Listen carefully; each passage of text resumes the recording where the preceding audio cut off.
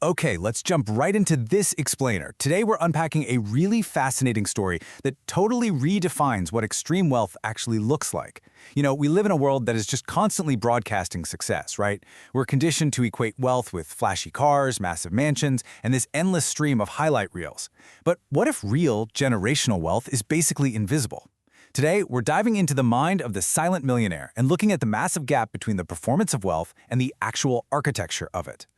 Picture this. You're standing right in the middle of a Home Depot plumbing aisle. You've got an $8.47 bottle of drain cleaner in one hand, trying to figure out if the pipe under your utility sink is PVC or galvanized. In your other hand is your phone, and right then a totally ordinary email pops up. It's quietly confirming your verified net worth, $650 million. Now really think about that sensory grounding for a second. You've just officially hit a milestone that most people literally cannot even fathom. But there's no champagne popping, no red carpet, no ultra-exclusive dinner reservation. It's just the completely mundane reality of a hardware store on a random Thursday morning. There's a forklift beeping somewhere in the next aisle. Some guy next to you in a gray hoodie is comparing prices on copper fittings. The store doesn't know. The forklift doesn't know. The universe hasn't magically rearranged itself to applaud your success. It's really just a number on a screen. So, how do you even get there? Let's talk about the architecture of boring. If we rewind about 11 years, we can see exactly how this incredibly quiet financial empire was built. Spoiler alert, it didn't start with some massive venture capital round or a flashy tech startup.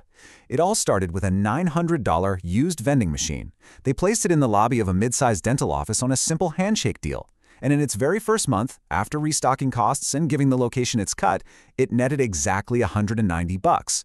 I mean, to put that in perspective, you could probably make more than that picking up one weekend shift of overtime. Nobody congratulated the owner. Nobody even knew about it. But here's the thing. It was never about the $190. That tiny amount of money was a total revelation because of what it proved. It proved the concept. It proved that automated architecture actually works. That machine didn't need the owner standing by. It just sat in a hallway, solving a tiny problem for a rotating cast of strangers, and it paid out every single time.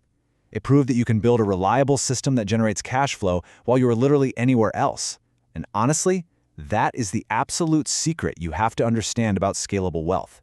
Fast forward a few years, and we meet the millionaire's accountant. Let's call her Karen. Now, Karen is a woman who has seen it all over 19 years in the business. Chaotic sole proprietors, messy small businesses, folks bringing in receipts in literal shoeboxes. She does not impress easily.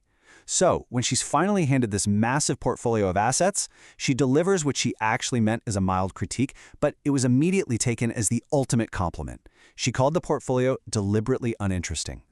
In this table right here, this perfectly illustrates what Karen was looking at on a folding table in the back office of a laundromat.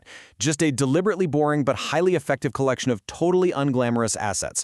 We're talking 4 coin-operated laundromats in the Midwest clearing about 110 grand a year net. A couple of municipal parking lots scooped up at local tax auctions making 58 grand a year. Land leases sitting under highway billboards. A 31-year-old commercial cleaning company with tight but super reliable margins. There's absolutely no flashy pitch deck here, right? No grand brand mission statement. But why are these specific boring assets so brilliant? Because they're what we call Tuesday morning markets. In these markets, being cool or flashy doesn't matter even a little bit. Being steady and recession-proof, that matters. Every single thing we just looked at serves a basic, unglamorous human need that just doesn't go away. People always have to wash their clothes. They always need a place to park. Office buildings get dirty every single day. If interest rates spike or a recession hits, those physical needs don't just vanish. And crucially, there isn't a tech app in the world that can disrupt the physical need for a parking spot. Which brings us to a really fascinating concept, the price of visibility. Accumulating all these assets quietly isn't an accident. It's a highly intentional defense mechanism. Picture a typical networking event. On one side, you've got the performative guy, right? He's broadcasting his status with a $340 plain white t-shirt, tossing the keys to his custom-wrapped Range Rover, loudly making sure everyone in the room knows about his startup portfolio. Then on the other side, you have our stealth millionaire, wearing a fleece they got on sale, driving a 2019 Honda Pilot with 91,000 miles on it. When someone asks what they do, they just shrug and say, "I own some laundromats mostly." They purposely use an ordinary life as armor. They want to be underestimated. Because the second people underestimate you, they stop watching you. And when nobody's watching, you have the freedom to do whatever you want. So why wear this armor all the time? Well, because visibility is incredibly expensive. And I don't just mean financially. The moment people know what you have, they stop relating to you, and they start relating to your money. The whole temperature of a room changes when you walk in. Suddenly, a distant cousin you haven't talked to in 4 years randomly calls to catch up. A guy from church corners you to pitch a business idea. Your brother-in-law hits you up for seed capital. The actual space around you is irreversibly changed by visible wealth.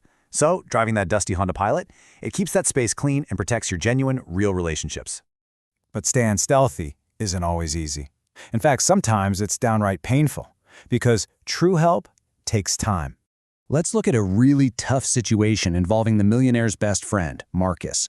Marcus needed 85 grand to expand his food truck into a real brick-and-mortar restaurant. Now, put that $85,000 in context for a second. For our stealth millionaire, that amount represented exactly 11 days of passive cash flow. Just 11 days. Writing that check wouldn't have been a sacrifice at all. Honestly, it barely qualifies as a financial decision. They could have casually wired the money from their phone while sitting in a parking lot. But they didn't. The millionaire totally refused to send the money. Why?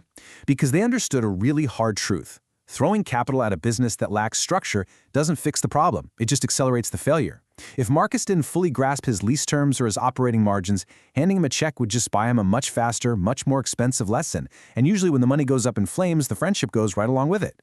Think about how lonely that is. Knowing you could fix your best buddy's problem in about 60 seconds, but choosing not to because you know it's the wrong thing to do. That is a heavy burden to carry.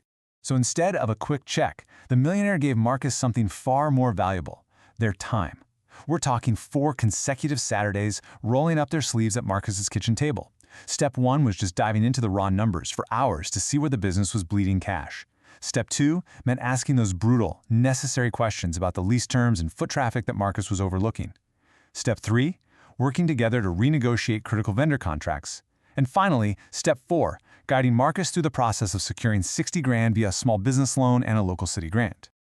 6 weeks later, Marcus signs the lease. He calls his best friend, literally in tears, totally overwhelmed with pride, saying he absolutely couldn't have done it without the guidance. And you know what? The millionaire never breathed a word about the fact that they could have just written the check on day one. Because, as this quote hits right on the head, it had to be Marcus's story. By withholding the cash and offering the architecture of business instead, Marcus got to own his victory entirely on his own merits. And that leads us right back to our core idea: performance versus architecture. Let's head back to that plumbing aisle in Home Depot for a second.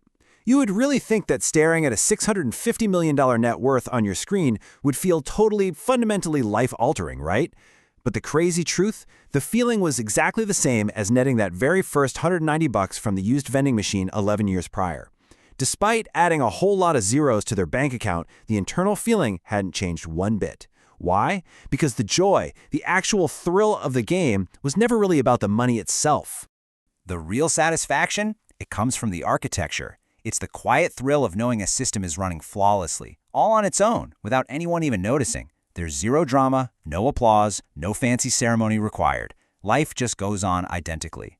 That Honda Pilot? It still has a cracked bumper that hasn't been fixed in 8 months. The laundromat in Ohio still has a clogged sink, which, by the way, is exactly why our millionaire is standing in Home Depot buying drain cleaner. The external life hasn't changed at all, because the internal satisfaction is totally anchored in the unseen systems, not the visible performance. Because at the end of the day, the performance of wealth, the flashy cars, the loud pitches, and the actual architecture of wealth, the boring systems, the silent cash flow, they are almost never found in the exact same person. So, I want to leave you with this really profound question to chew on as you navigate your own journey, whether you're building a business or just living your life. What are you actually building, and for whom? Are you just building an audience to applaud you, or are you building an architecture that sustains you? Thanks so much for joining me for this explainer, and I will catch you in the next one.